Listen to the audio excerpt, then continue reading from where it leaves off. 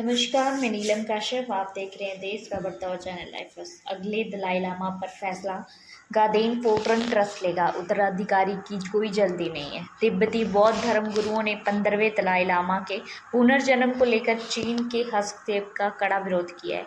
धर्म गुरुओं ने स्पष्ट किया है कि दलाई लामा की संस्था जारी रहेगी और अगले दलाई लामा के पुनर्जन्म का निर्णय दलाई लामा कार्यालय गादेन फोर्ट्रन ट्रस्ट ही करेगा। पुनर्जन्म में चीन का दखल मंजूर नहीं। हालांकि धर्म गुरुओं ने यह भी कहा कि पुनर्जन्म को लेकर क्या प्रक्रिया अपनाई जाएगी यह बाद में तय होगा। 14वें दलाई लामा तेंजिन ग्यात्सो उर्फ लहामा थोडुप अभी तक सबके बीच हैं। वह बिल्कुल स्वस्थ हैं और वह दावा कर चुके हैं कि 130 वर्ष तक जीवित रहेंगे। सर्वसम्मति के साथ सम्मेलन शुक्रवार को संपन्न हुआ।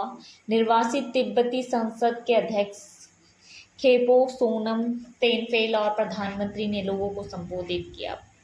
बौद्ध भिक्षु लिंग रिपोचे ने कहा कि यह बहुत मुख्य रूप से दलाई लामा के उत्तराधिकारी का निर्भर करता है कि वह इस परंपरा एवं संस्था को कैसे आगे बढ़ाएंगे। सम्मेलन में तिब्बती संस्कृति और धर्म के सुधार के बारे में चर्चाएं भी हुई, लेकिन एकदम दलाई लामा के उत्तराधिकार से संबंधित कोई चर्चा नहीं हुई। अभी कोई जल्दी नहीं है और दलाई लामा बहुत अच्छे और स्वस्थ हैं। रिपोचे ने कहा कि चीन एक बड़ा देश है और उसे नास्तिक की तरह व्यवहार नहीं करना चाहिए। अंतर्राष्ट्रीय बौद्ध परिसंघ के महासचिव जंगचुक चोइडेन रिपोचे ने कहा कि 3 दिवसीय तिब्बती धार्मिक सम्मेलन बहुत ही फलदायी रहा है और हमने बहुत सी चीज़ें हासिल की। महत्वपूर्ण बात यह है कि दलाई लामा संस्था और गादेन फोर्ट्रन ट्रस्ट की निरंतरता बरकरार रहेगी। पुनर्जन्म के बाद भी प्रक्रिया अभी सामने आनी बाकी है। यहाँ तक इस पर यहाँ कोई चर्चा नहीं की जाएगी। पचेन रिपोचे के साथ जो हो रहा है हम उसे देख रहे हैं। इसने कुछ हद तक चीन का सरकार को जवाब दिया है।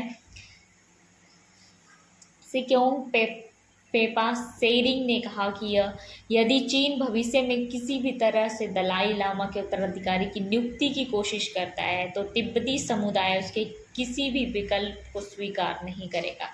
उन्होंने ये भी कहा कि सम्मेलन के बाद प्रमुख लामाओं सहित प्रतिभागी लोग दलाई लामा के निवास पर गए। दलाई लामा ने उनसे बात की। धर्मशाला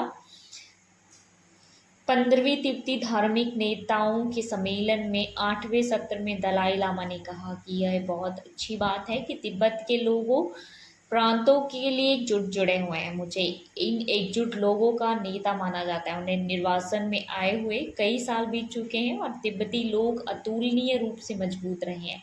निर्वासन में रहने के बावजूद हमने अपने नेतृत्व में अपना धर्म और संस्कृति को बनाए रखने के लिए वास्तव में अच्छा काम किया है।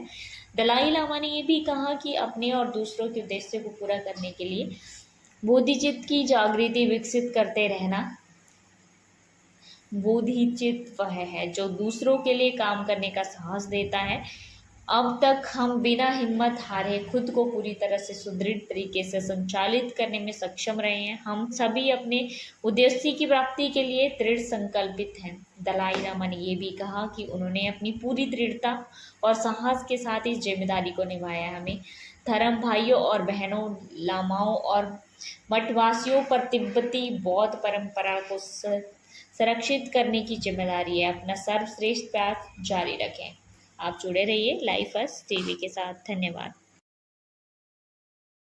राजनीति की धार हो या खेल की रफ्तार, गांव की चौपाल हो या शहरों का धमाल, आप तक पहुंचेगी हर एक खबर सबसे पहले।